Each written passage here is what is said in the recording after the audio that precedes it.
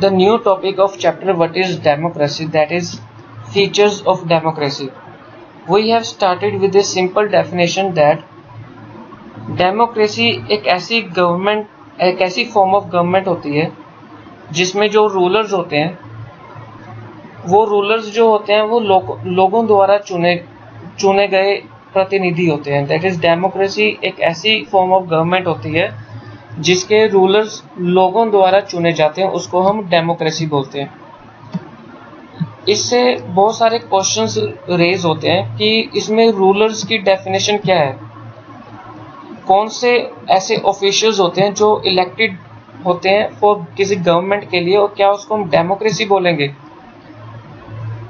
उनको उस डिसीजन को हम क्या बोलेंगे। जो नॉन इलेक्टेड ऑफिशियल्स होते हैं जो लोगों द्वारा नहीं चुने जाते, उस डिसीजन को हम क्या बोलेंगे, क्या हम उसको डेमोक्रेसी बोलेंगे या उसके अलावा और क्या बोलेंगे उसको। किस टाइप के इलेक्शंस डेमोक्रेटिक इलेक्शन में होते हैं, क्या कंडीशंस फुलफिल्ड होती हैं इलेक्शंस को लड़ने के लिए उसको डेमोक्रेटिक तरीके से, कौन से लोग होते हैं, हु आर द पीपल जो रूलर्स को इलेक्ट करते हैं, जो रूलर्स को चुनते हैं, and get elected by as rulers, और जो रूलर्स इलेक्शन से लोगों द्वारा चुने जाते हैं और वो राज करते हैं। Should this include every citizen on equal basis, क्या इसमें सभी सिटीजन्स को इक्वल बेसिस पे इंक्लूड किया जाता है। Can a democracy deny some citizens this right, क्या डेमोक्रेसी कुछ सिटीजन्स को डिनाई करती है कि या वो चुन नहीं सकते या वो वोट नहीं डाल सकते। फाइनली, किस तरह की government, what kind of form of government democracy में होती है।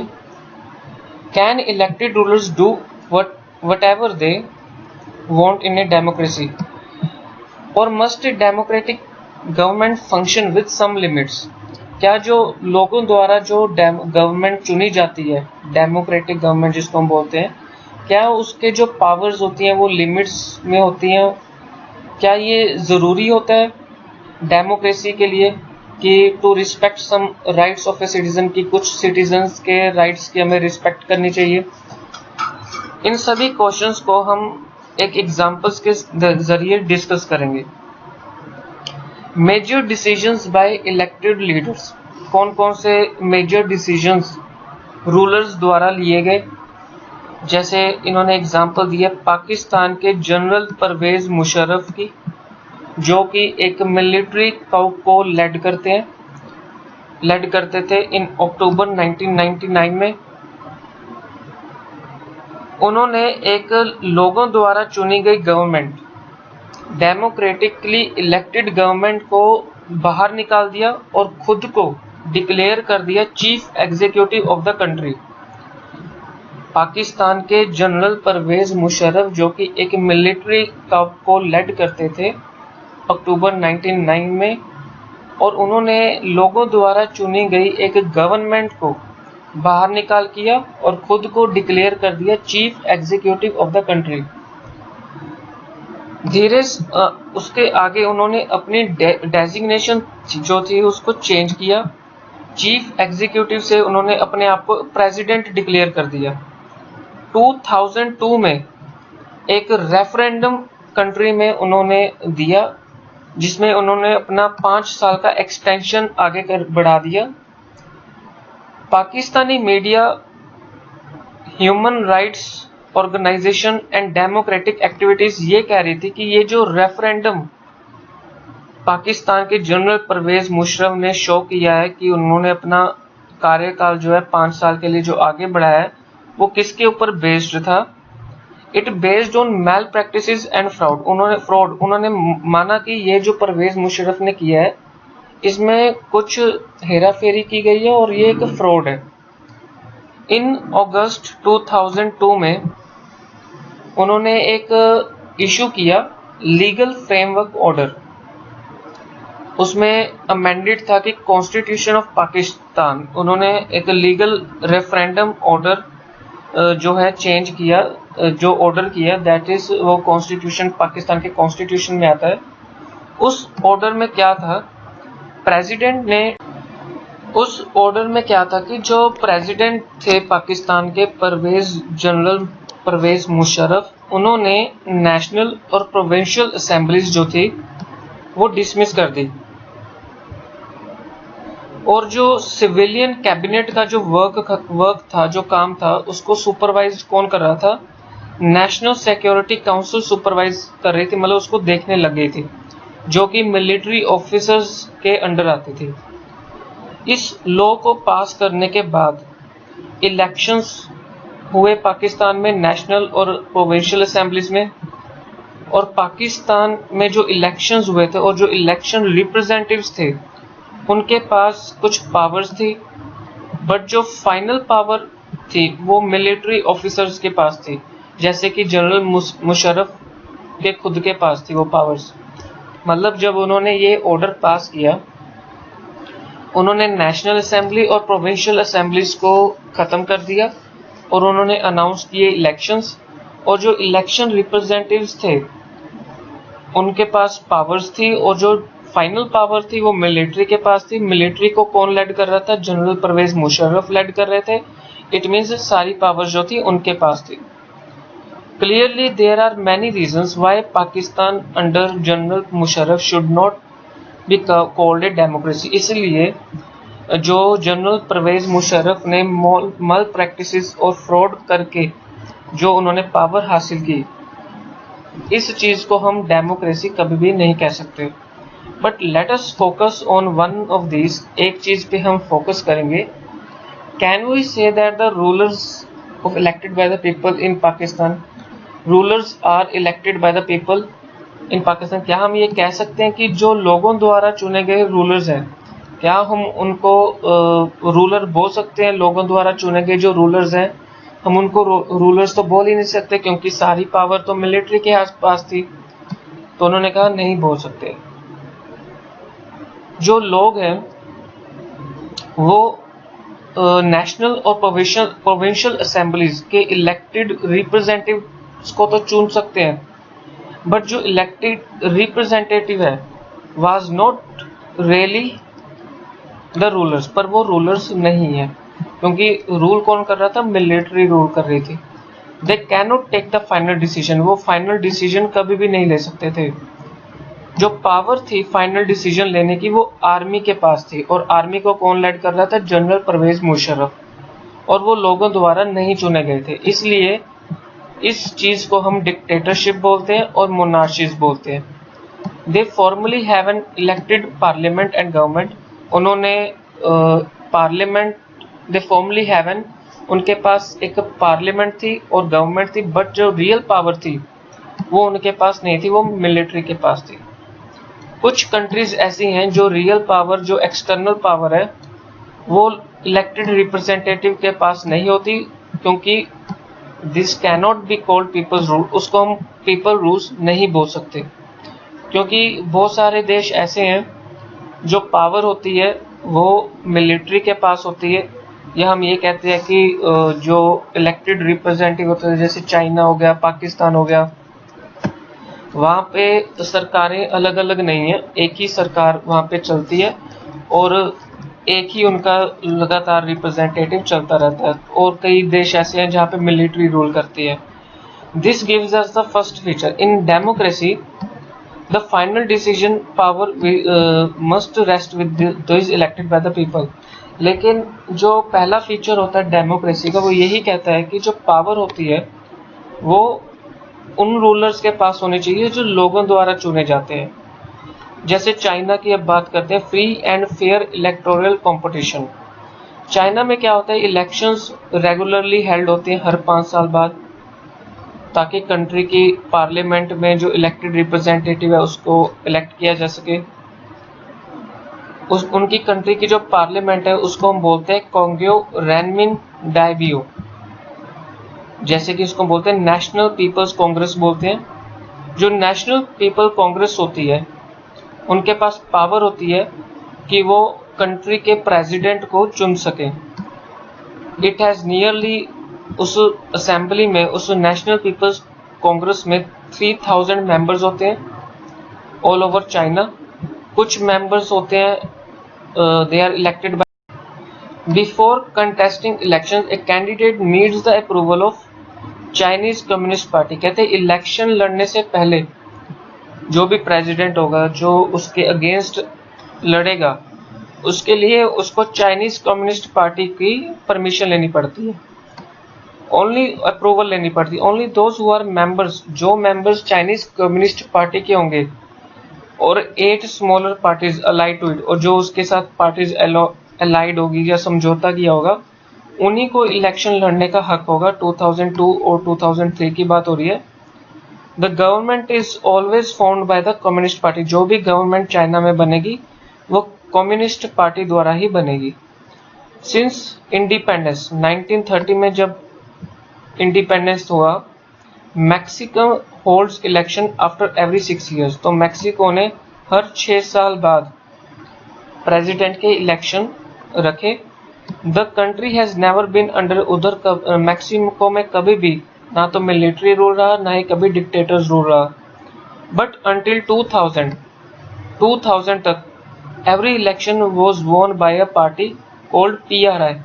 वहां पे हर इलेक्शन जो जीतती रही पार्टी, उस पार्टी का नाम था institutional revolutionary party. Opposition party जो थी वो इलेक्शंस में पार्ट तो लेती थी, पर वो कभी जीत नहीं पाती थी। जो PRI थी, इंस्टीट्यूशनल रेवोल्यूशनरी पार्टी, उनको पता था कि वो कैसे डर्टी ट्रिक्स यूज करके इलेक्शन जीत सकते हैं। All those who were employed in government office had to attend its party meetings। जो जिनको रखा गया था गवर्नमेंट ऑफिस में, उन्हीं को ही पार्टी मीटिंग्स अटेंड करने का हक था। जो गवर्नमेंट स्कूल्स के टीचर्स थे वो पेरेंट्स को फोर्स करते थे कि वो PRI पार्टी है उसी को ही वोट डालें। जो मीडिया थी वो लार्जली इग्नोर्ड की जाती थी, largely ignored the activities of opposition political party. जो ऑपोजिशन पार्टीज PRI पार्टी को मतलब अगेंस्ट जाते थे, जब भी उनके खिलाफ वो बोलते तो मीडिया उनको इग्नोर कर देती थी। समटाइम्स जो पोलिंग बूथ थे वो एक जगह से दूसरी जगह शिफ्ट किए जाते थे लास्ट मिनट पे ही, ताकि लोगों को मुश्किलें आए कि वो वोट ना डाल सके, ताकि PRI को सबसे ज्यादा अमाउंट में वोट्स मिले, सबसे ज्यादा अमाउंट में कैंडिडेट्स जो है उनको वोट डालें। Should we consider the elections described above as example people electing their rulers. जो अब ये एग्जांपल दी गई है मैक्सिको की, क्या हम इसको अब एक एग्जांपल के तौर पे या डेमोक्रेसी की एग्जांपल से डिस्क्राइब कर सकते हैं? लेकिन जब हम इसको पढ़ते हैं तो हम कहते हैं नहीं कर सकते। कुछ प्रॉब्लम्स होती हैं, there are many problems here. In China में क्या होता है, elections do not offer the people any serious choice. जब चाइना में इलेक्शंस होते हैं तो लोगों को कोई चॉइस नहीं मिलती। जो कम्युनिस्ट पार्टी के द्वारा चुना जाता है उसी को ही वो वोट डाल देते हैं। They have to choose the ruling party and the candidates approved by it. उसी रूलर पार्टी को उन्हें वोट देना पड़ता है और जो कैंडिडेट्स हैं वो उसको अप्रूव कर देते हैं। क्या हम इसको चॉइस बोल सकते हैं? In Mexican example people seem to have really the choice but in practice they had no choice. कहते हैं मैक्सिकन लोगों के पास चॉइस तो होती है किसी और को वोट डालने की, पर वो इन प्रैक्टिकली देखें तो उनके पास कोई चॉइस नहीं है, क्योंकि उनके पास डर्टी ट्रिक्स होते हैं कि लोगों की वोट कैसे वो हासिल कर सकते हैं। There was no way that ruling party could be defeated. क्योंकि कोई और रास्ता तो है नहीं कि रूलिंग पार्टी कोई डिफीट हो सके। Even if people are against, चाहे लोग उसके अगेंस्ट है लेकिन फिर भी वो जीत जाते हैं, क्योंकि वहां पे फेयर इलेक्शंस नहीं होते।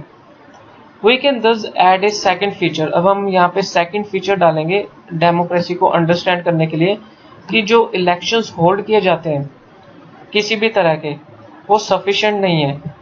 वो तब तक सफिशिएंट नहीं है जब तक वो फेयर इलेक्शंस ना हो। Elections must offer a real choice, ताकि इलेक्शंस में रियल चॉइस होनी चाहिए लोगों के पास किसी ऑल्टरनेटिव को चूज करने के लिए। And this should be possible for the people to use this choice to remove the existing ruler, ताकि वो उस चॉइस को यूज कर सके और जो पहले से रूल कर रहा है उसको बाहर निकाल सके उनकी मर्जी के हिसाब से। तो डेमोक्रेसी का सेकंड फीचर क्या हो गया कि एक तो फ्री एंड फेयर इलेक्शन होने चाहिए, जो करंटली पावर में है उसके पास चांस होने चाहिए कि वो हार सकता है। नेक्स्ट हमारे पास जो टॉपिक है, one person one vote and one value. Earlier we read about how the struggle of democracies were linked to the demand for understanding adult franchise. This principle has now come to be accepted almost all over the world. जो अभी हमने पढ़ा है कि democracy में एक तो free and fair elections होने चाहिए, लोगों के पास राइट होना चाहिए वो किसको वोट डाल सकें, जो एग्जिस्टिंग रूलर है उसके हारने के चांसेस भी होने चाहिए। तो yet there many instant denial of equal. कई बार क्या होता है कि कई लोग जो है सिटीजन्स हैं उनको राइट नहीं होता वोट डालने का, तो उनकी बात की है इस टॉपिक में कि एक पर्सन एक वोट और एक ही उसकी वैल्यू होनी चाहिए। अंटिल 2015 इन सऊदी अरेबिया में वुमेन्स को वोट डालने का अधिकार नहीं था, लेकिन बाद में ये कह दिया गया कि सऊदी अरेबिया के वुमेन्स जो हैं वो वोट डाल सकती है। Estonia में has made its citizenship rulers in such a way that people belonging to Russian minority find it difficult to get the right to vote. इस मोनिया में क्या था कि वहाँ पे जो सिटीजनशिप के रूल जो सिटीजन थे उनको जो रशियन माइनॉरिटी के थे बिलोंग करते थे उनको काफ़ी मुश्किल आ रही थी कि वो अपना वोट नहीं डाल पाते थे। फिजी में जो इलेक्टोरल सिस्टम था वो इस तरह से था कि जो vote of an individual Fiji has more value than Indian Fijian. जो फिजी के लोग थे उनको ज़्यादा वैल्यू दी जाती थी, इंडियन फिजियन को ज़्यादा वैल्यू नहीं दी जाती थी। तो किसी को वैल्यू दी जाती थी, किसी को नहीं दी जाती थी। अब इसका थर्ड फीचर क्या है कि जितने भी सिटीजन्स हैं उनको अधिकार होना चाहिए एक वोट डालने का और हर वोट की एक वैल्यू होनी चाहिए।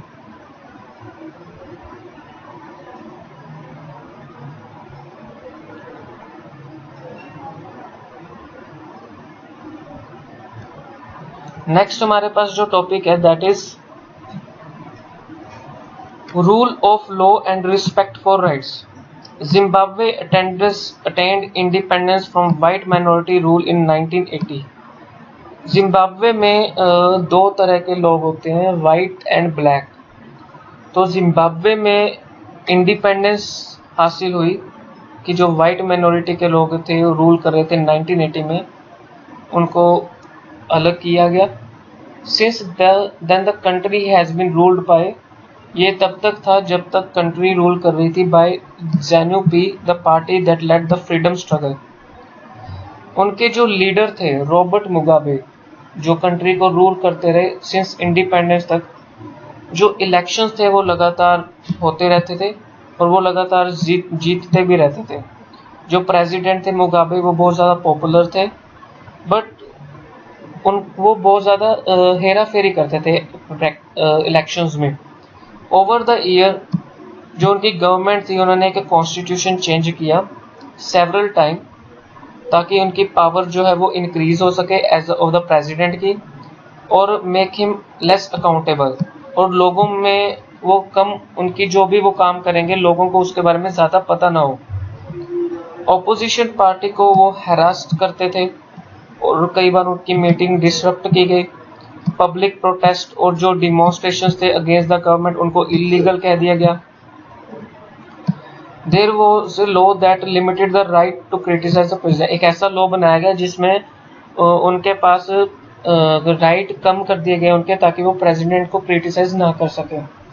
जो टेलीविजन रेडियोस थे उनको कंट्रोल गवर्नमेंट करने लगी और वो सिर्फ रूलिंग पार्टी जो रूल कर रही थी उन्हीं का विजन दिखाने लगी।